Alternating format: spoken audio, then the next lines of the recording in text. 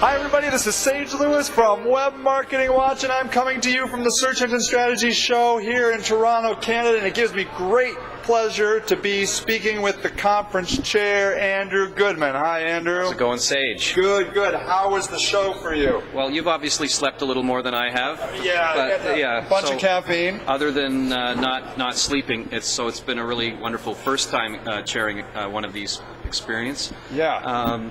There are a lot of speakers that create the whole thing, right? I put it together and decided on the tracks and the programs and worked with the speakers and so on. But it's all those voices and all that content that really makes it. Yeah, and there is such a plethora of knowledge out here in the industry, and there were some really nice Canadian flavors I felt to this particular conference, and the Canada, talking about the Canadian search landscape and that type of thing. And was that a difficult challenge, finding that kind of information? Because we do a lot in the U.S. and that sort of thing. Was it hard to develop those tracks, Canadian specific? Well, as the show's evolved, we've tried to find the right balance. It's possible to overdo that. People are coming also because this is one of 4 major SES shows in North America, so they want kind of full info, and they don't want just Canadian information. But it's gotten easier as this show has got a profile, and we get pitches from people, and we find out who everyone is, and they find out who we are. It's certainly been easier. And the other thing about it is Google has an office here. They've grown over the years, but Yahoo really hasn't. So now Yahoo's growing. They have 20, 25, 30 people just in the search marketing area as they grow. So just wave to my fans there. So the presence of more companies and more just more people on the ground doing research gives us the numbers we need to make those specialized sessions work. So. Yeah. So this is the first year as conference chair, but you've been here in past years. Can you talk about the differences in the growth and that type of thing that you've seen from past years at Toronto? Yeah, it just seems to, because it was from ground zero in year one. It's hasn't yet exploded, which I don't think is a bad thing, but it seems to grow 30-35% a year, and that's it's really good, steady growth. And so what we see on the numbers about Canadian sort of e-commerce usage or search behavior or the savvy of the consumer out there in Canada, the numbers we see about things like local search, the thirst for local information. Toronto's the world leader in Facebook membership per capita, things like that, and actually not per capita. So go look it up. It might change soon, but world leader at Facebook. So these kinds of things that are indicators that actually advertisers are behind. So something like this seems specialized, but the numbers and the growth should be actually faster than they are. So we do expect it to catch up even in future years. Yeah. And from what I've heard in the conferences over the past couple days, searchers in Canada are searching longer and deeper than a lot of other searchers in the rest of the world and U.S. And it seems like there's a great opportunity for advertisers to be in this particular space. Sure, absolutely. And looking at a few markets in the world where they're really high on broadband adoption and things like that, Korea, Sweden, places like that, and some of these are small markets, and Canada is like a mid-sized market. So you're ahead in some areas, but the market size isn't there, so there are challenges. But I think that's a fundamental, just stat that people need to be aware of is a savvy adoption levels, broadband penetration, all those things. As long as the market's not tiny, it certainly matters. It matters that the market will at least be doing the right things, even if it's not huge. Yeah.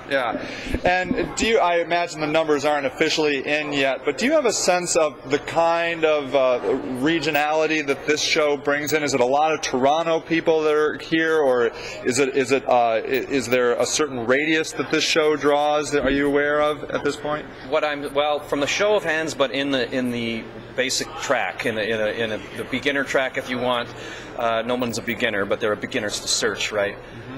We had a show of hands on first-time attendees, and it's high in the basic tracks. It's 85-90% are first-time attendees at an SES, and about 85-90% were within just the immediate population area, sort of within 80-90 minute drive of Toronto.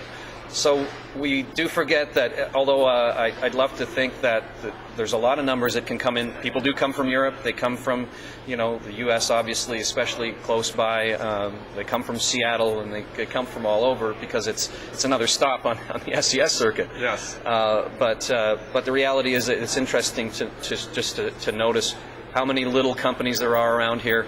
There's a number of large companies. Someone was saying yesterday, well, what are the leading companies in Canada? Some of them would be, diversified media conglomerates, for example. So if you have a Rogers and you have a Torstar or a BCE or Canoe or some of the top 6 or 7, those companies have so many divisions that if they've sent maybe 5 or 10 people to the show, in reality, right there, you're looking at probably 50 or 60 people who could be coming just because of the huge size of these companies.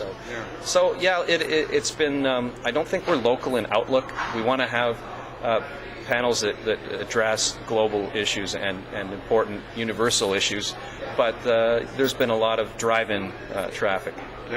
Yeah, and I did notice there was a lot of talk. Local search here was a topic that I saw over and over again, and I think that it does seem that this audience is craving that, is looking for a local search, looking for your local pizza shop or restaurant in Toronto. And do you get a sense that this market is a little more vibrant than potentially other markets in local, or? I think this is the same all over, and that working with a couple of startups in local sort of stuff, and looking at how Yelp's grown, looking at the numbers with some of the I guess you'd call them listings and reviews sites. Toronto is only ahead in the sense that it's one of the large urban centers. So the thirst for local information is everywhere in the numbers, in what queries look like. 20-25% of all search queries include a geographic modifier depending on the vertical. So it's just user driven.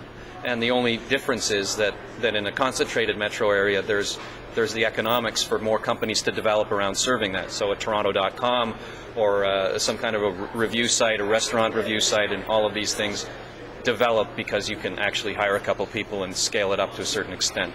Yeah.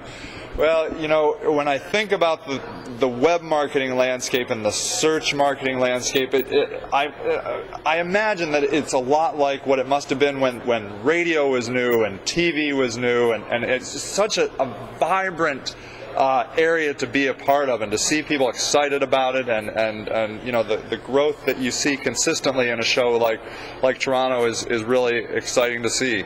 Absolutely. Yeah. Well, thank you so much for all your hard work. I mean, just getting you over here, everybody wanted to talk to you. You did a great job. It was an excellent show, a nice selection of information, and I really appreciate all your effort. Thank you. Yes, certainly.